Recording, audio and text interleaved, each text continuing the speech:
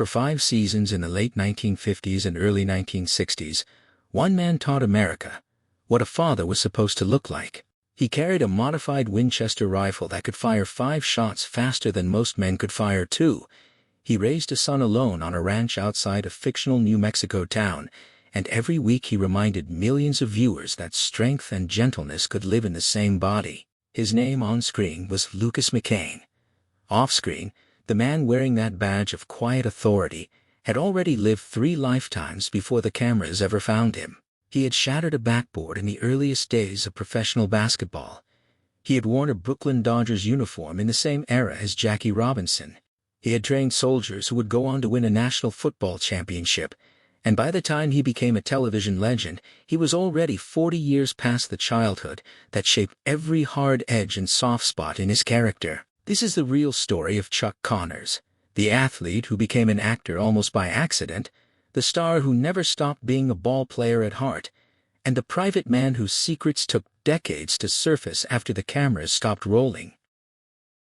He was born Kevin Joseph Aloysius Connors on April 10, 1921 in Brooklyn, New York, the son of Irish immigrants who had come from Newfoundland before it was even part of Canada. His father worked the docks as a longshoreman, hauling freight through all weather for wages that barely stretched to cover a family. His mother kept the household running. There was no inherited wealth, no show business pedigree, nothing to suggest that the boy running around Sunset Park would one day be recognized on sight in living rooms across the country. What he did have was size, energy, and an obsession that would define his childhood: the Brooklyn Dodgers. Young Kevin served as an altar boy at the neighborhood parish, attending Mass with the same discipline he would later bring to baseball practice. But it was on the sandlots with a local boys' club team that his real education happened. He played every sport he could find a ball or a bat or a hoop for, and coaches noticed quickly that this kid was different. He was going to be tall, and he was going to be strong, and he had the kind of hand-eye coordination that couldn't be taught. A scholarship saved him from the vocational track most boys in his neighborhood were funneled into, sending him instead to a private academy where his athletic gifts opened doors that his family's income never could have. From there, it was on to a Catholic university on a combined scholarship for baseball and basketball, a rare distinction in an era when most schools were still figuring out what a modern athletic program even looked like. Even then, his path wasn't a straight line to stardom. College ball was cut short after 2 years, not because of failure, but because of history intervening. The world was at war, and in 1942, at the age of 21, he enlisted in the United States Army. Most retrospectives on Chuck Connors' life skip quickly past his military service, treating it as a footnote between college and professional sports.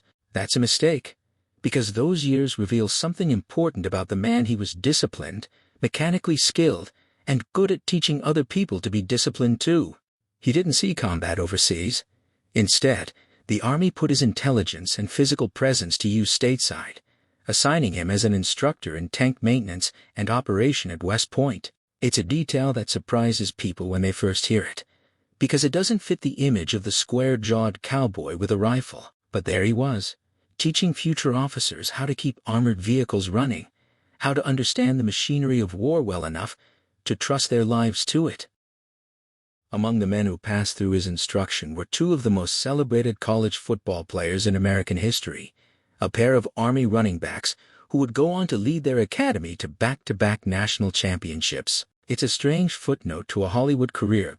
Before he ever pointed a prop rifle at the camera, he was training the men who would become gridiron legends. During leave from his Army duties, he kept his basketball skills sharp by playing for a professional league team in Brooklyn, refusing to let the uniform change what he considered his real identity. He was, first and always, an athlete looking for his next game. When the war ended, Connors picked up exactly where he'd left off, chasing the dream that had defined his childhood, playing for the Brooklyn Dodgers. But baseball wasn't paying enough yet to sustain him full-time, and a brand-new basketball league was looking for talented big men. He joined a professional team in Rochester before finding his way to the newly formed Boston Celtics in the 1946-47 season, back when the franchise that would later define an entire era of basketball dominance was still finding its footing in a league that didn't yet call itself the NBA.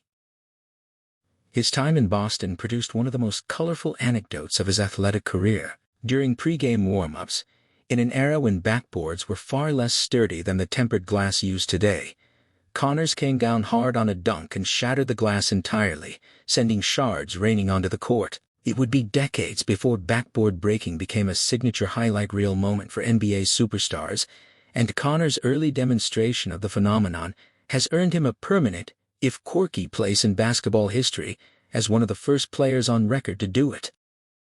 But basketball was never going to be his primary sport. His heart belonged to baseball, and he spent years grinding through the minor leagues, chasing the call-up that would finally validate his childhood dream.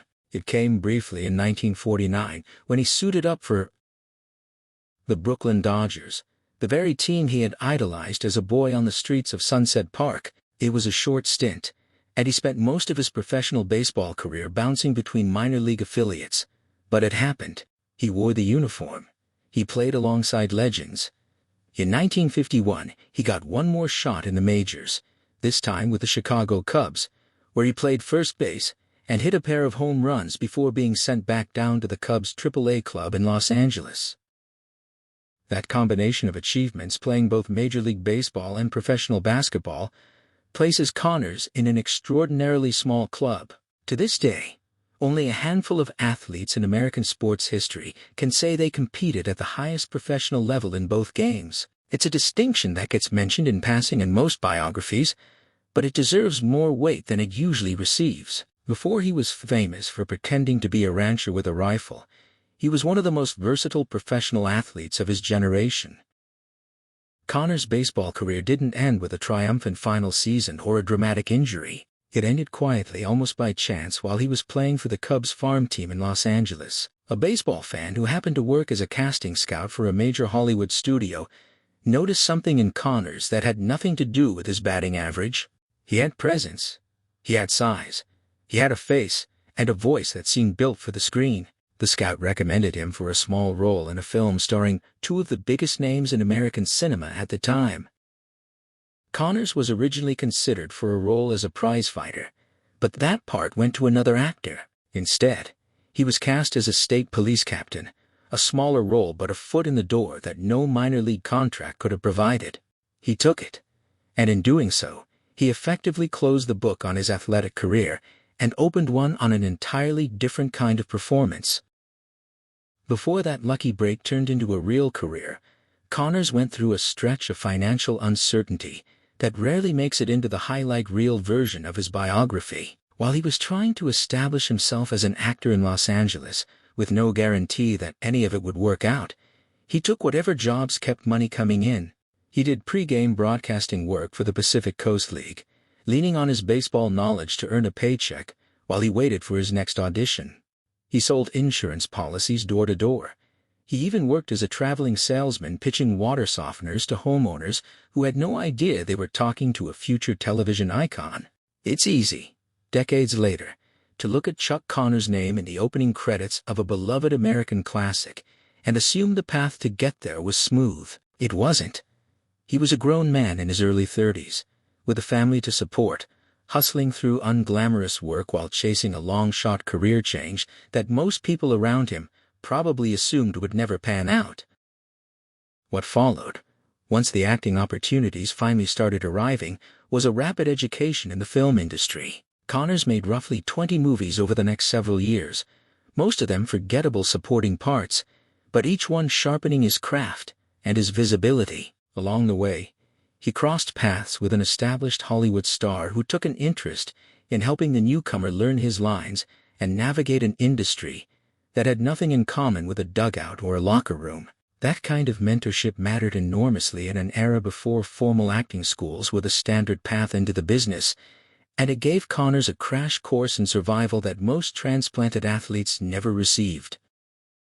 His break into more serious dramatic territory came with a role in a major Western epic in 1958, a sprawling film about land, honor, and violence in the American frontier. It was the kind of production that put him in front of serious directors and serious audiences for the first time.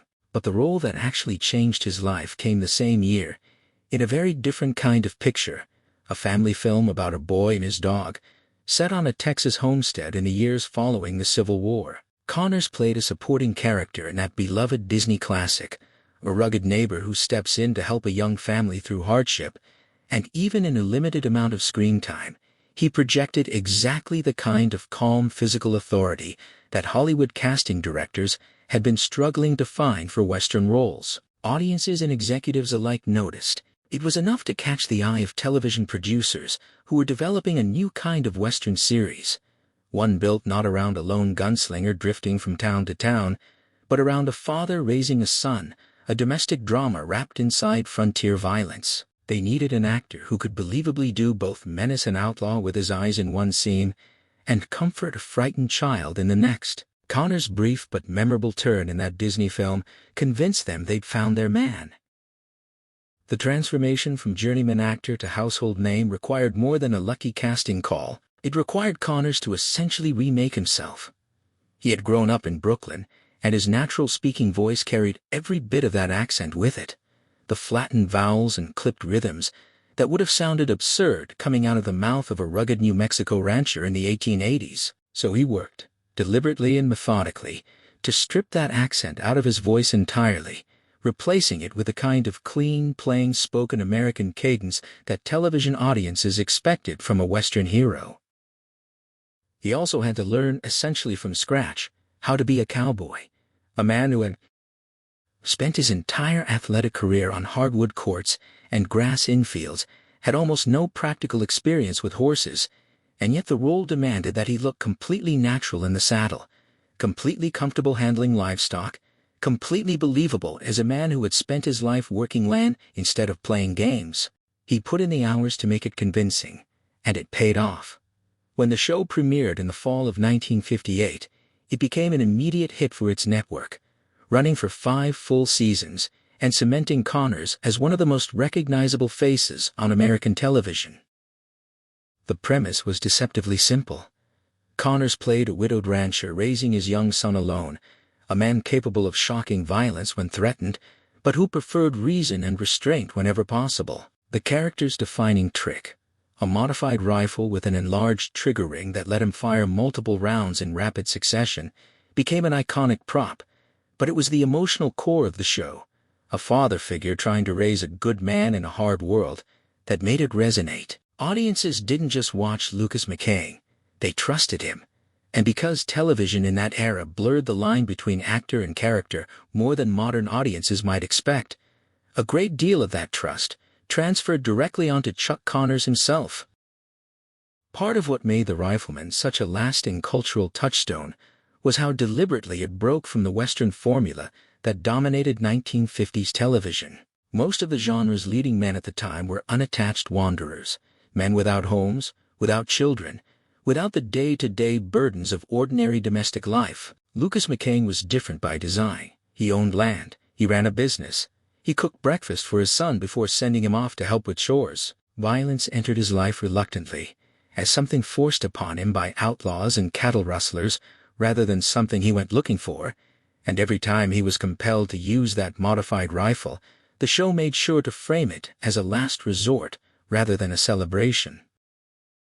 That framing resonated deeply with a post-war American audience that was, in many ways, working through its own questions about masculinity, fatherhood, and the proper use of force. Fathers who had returned from the Second World War just over a decade earlier, many of them carrying experiences of violence they never fully discussed with their families, could watch a version of American manhood on their television screens that reconciled toughness with tenderness in a way that felt aspirational rather than performative. Connors, without ever making a public statement about it, became something like a national father figure by proxy, and it's a role he reportedly took seriously, understanding the responsibility that came with being invited into millions of homes every single week. What audiences saw was a stoic, controlled, almost gentle giant. What existed behind that persona was more complicated, as it almost always is with people whose public image gets frozen at a single moment in time. Connors had a well-documented sense of humor, dry and self-deprecating, and he never fully let go of his identity as a ball player, even after Hollywood made him rich and famous. In interviews throughout his life, He would return again and again to baseball, sometimes wistfully suggesting that he would have traded all his television success for a full career playing first base for the Dodgers. It wasn't false modesty. Those who knew him described a man who genuinely measured his own worth against the athletic dreams of his childhood, no matter how much fame the acting career brought him. Success did change him, at least for a period. Colleagues, who worked with him in the early days of his stardom, have described a man who grew somewhat full of himself once the Rifleman made him a household name, developing the kind of ego that fame tends to inflate in people who aren't prepared for sudden, overwhelming public attention. But those same accounts describe a course correction, a man who eventually tired of the trappings of celebrity culture and consciously worked to recalibrate his own sense of self. He was, by most descriptions, a voracious reader, someone whose secretary once remarked that he consumed an extraordinary number of books every year and retained what he read with unusual clarity. That intellectual hunger doesn't fit the simple image of a rifle-toting television cowboy, but it was very much part of who he was. When the Rifleman ended its run in 1963, Connors didn't disappear from television, but he also never quite recaptured the singular cultural dominance of that role. He starred in a Western series called Branded in the mid-1960s, playing a disgraced cavalry officer trying to clear his name, and later took the lead in an adventure series set in Africa. He hosted a program focused on daredevils and extreme risk-takers in the early 1970s. None of these projects matched the impact of his signature role, but they kept him working steadily in an industry notorious for discarding actors once their defining hit ends. As he aged past 50, casting directors increasingly steered him toward villain roles rather than leading man parts, and Connors adapted to that shift with the same pragmatism he'd shown throughout his career. His imposing height and the intensity he could summon in his eyes made him a natural fit for menacing characters, and he leaned into that reputation rather than fighting it. It set the stage for what many consider the most powerful performance of his entire career, his role as a brutal slave owner in the landmark 1977 television miniseries about American slavery and one family's journey through generations of bondage and survival. The role was deeply uncomfortable, deliberately so, and it required Connors to portray cruelty without any of the softening charm that had made Lucas McCain so beloved. It was a bold artistic choice for an actor whose entire public identity had been built on being trustworthy.